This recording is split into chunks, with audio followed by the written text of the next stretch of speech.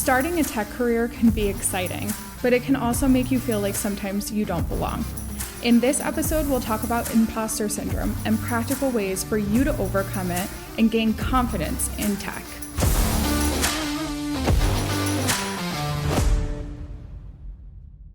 So, Courtney, you think everybody experience imposter syndrome? Because I don't think I do. Yes, I think everybody experiences imposter syndrome. Because, listen, I know sometimes I get frightened or I'm not sure, but I do it anyway. It can slow me down for a little bit. I think twice about a situation, but I do it. That's how I've trained myself. Yeah. So is that still imposter syndrome?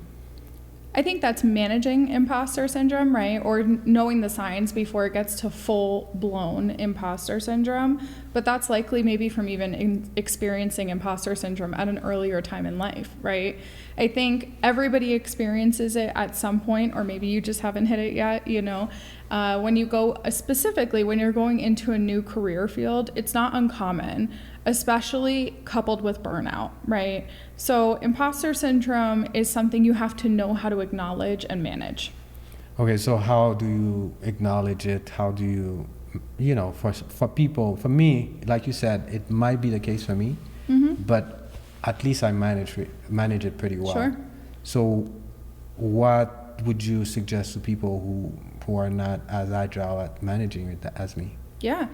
I mean, I think this might be a little bit of a uncommon piece of advice, but accept it, lean into it, and embrace it, which is the hard part, right? Embracing it is really the hard part.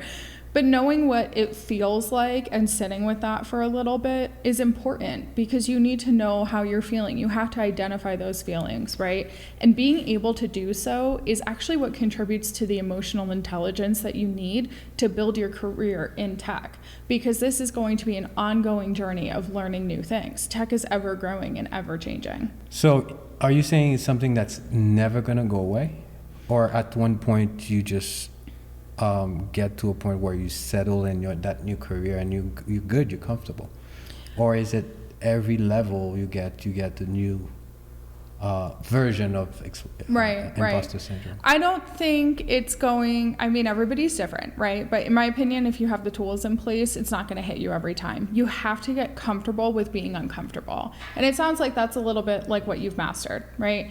And you can master the comfort in discomfort. It's about knowing that. It's about going into the situation knowing, you know what, I'm not going to know everything and I'm going to be okay with it. I'm going to push through with confidence. So when you're getting to that stage where you're ready to learn your next step in tech, right? Maybe you've already experienced the imposter syndrome. Maybe you haven't. Maybe you've gone through all of your training, you got your first role, right? You didn't have any of those issues. It was smooth sailing 100% of the time. I don't know if that's ever happened, but if it does for you, even better, right? But you also have to acknowledge that at some point it could come, right? So having a plan in place can be really helpful. You want to celebrate your small wins along the way. You want to make a list for yourself on a daily basis, especially when you're learning something new. If you're early on in your tech training, make a list for yourself every day. Reflect on what you've accomplished or what you want to accomplish. And at the end of the week, set aside 10 minutes to reflect on what you've mastered and what still needs work. It's a great way to not only, again, celebrate those small wins, right, and acknowledge the progress, but also forces you to set aside time that's not focusing 100% on tech and on the command line. Okay. So, because me, I know it was easy for me to transition in a tech role, but I've done things that are outside of my comfort zone. I've started businesses. I've done public speaking, which is very scary for me. But I was able to, despite the fear, just step into it and Sure. sweat bullets, but still deliver, you know? Yeah. I mean, imposter syndrome doesn't have to be crippling, right? Just because you experience it doesn't mean it has to be the end all and be all of you moving forward within that. And I think oftentimes that's the kind of misconception, I guess, is that if you faced imposter syndrome, then you're somehow failing. It's not that you're failing. It's just that you're experiencing something different, something new.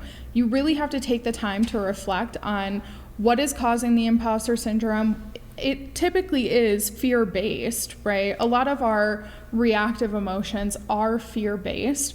So identifying what the fear is in it, maybe it is the fear of failing. You know, what is your fear within public speaking?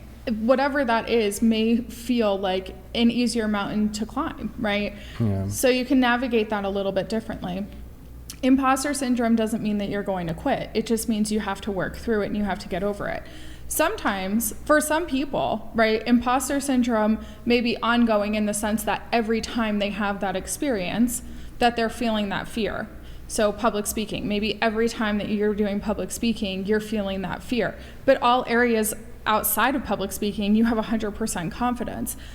Imposter syndrome can be specific to that one skill or situation. It doesn't mean that you're lacking confidence all throughout different areas and skills. And I also think not comparing yourself to the next person can help. Yeah, That's absolutely. actually what helped me. Yeah. You see what I mean? Because there are great speakers, there are people that are just great at speaking. I'm not one of them, but I don't worry about that. Yeah. I mean, I think, you know, when you compare yourself to other people, you start to identify those things that you feel like aren't going right. And also level is important, right? If you are new to public speaking, to use your example, and you are expecting to, you know, be on the level of a presidential address, right? You got a long way to go.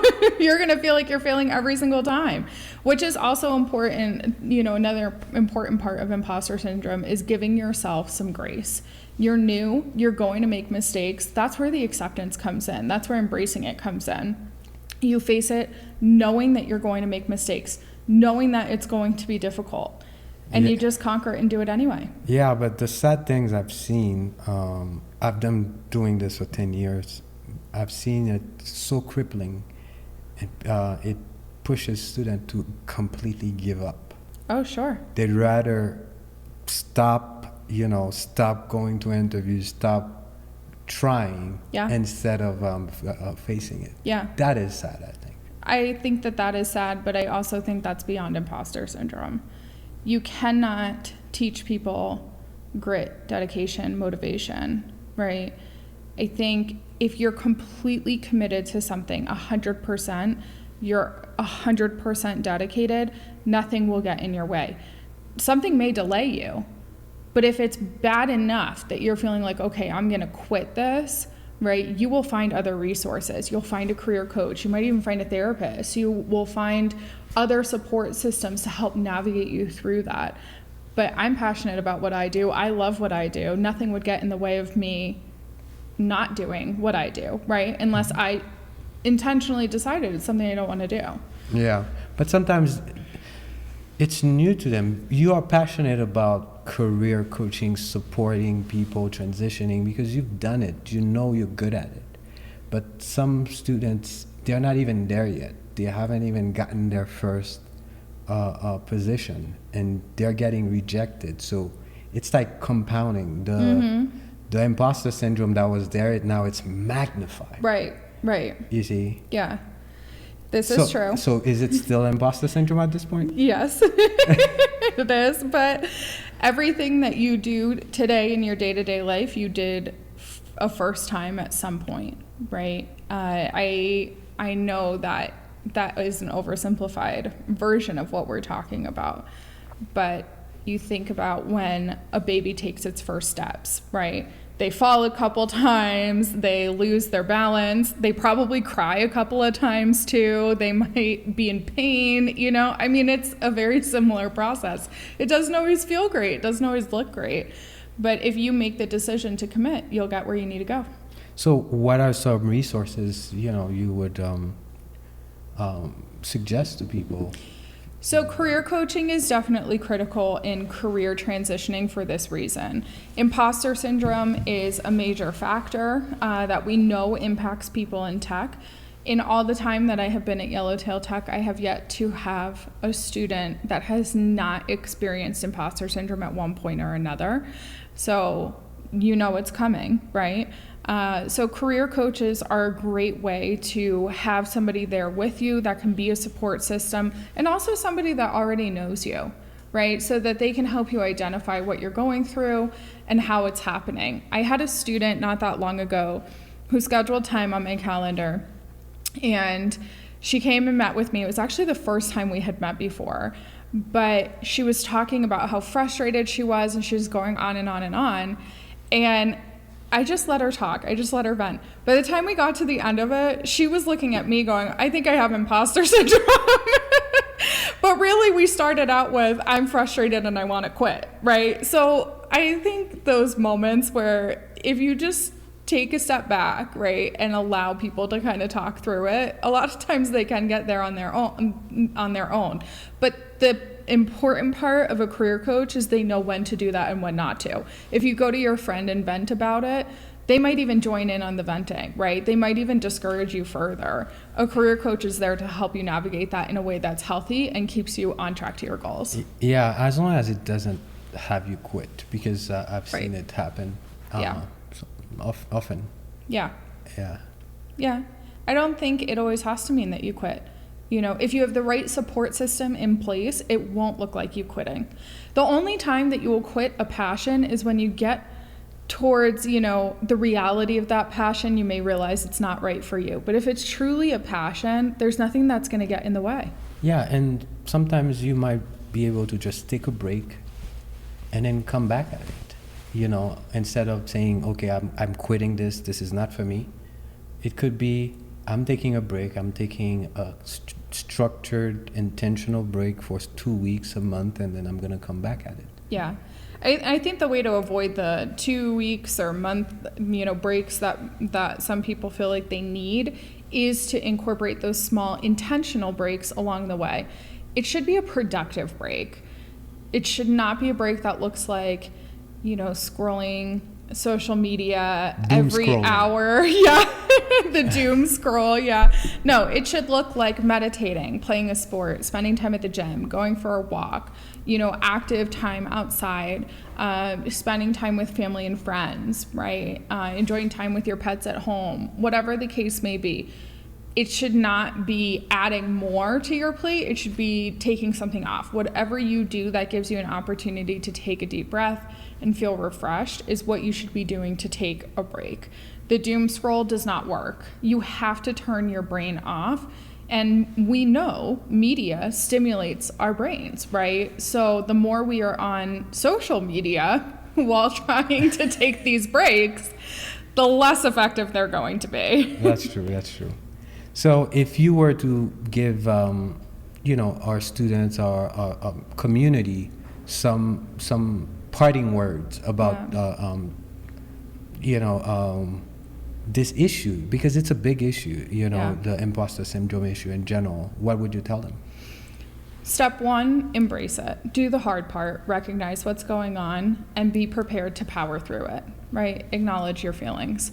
Step two, take a break. You've acknowledged what's going on and you know where you're at. It's a clear sign that you need a break. So take the intentional, productive break. And step three, give yourself some grace. You know, these are new topics. It's a long time to master something as broad as tech. So take a breath, give yourself some grace, acknowledge that you're going to make mistakes, and know that it's going to be okay. Yep. If you think it's important enough, it's big enough as a goal to accomplish, power through the imposter syndrome and make it happen. That's, to me, the final word I have.